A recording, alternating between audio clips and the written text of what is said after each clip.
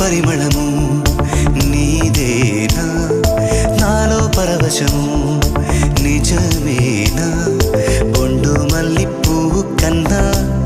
తేలికగు నీ సోకు రెండు కళ్ళు మూసుకున్నా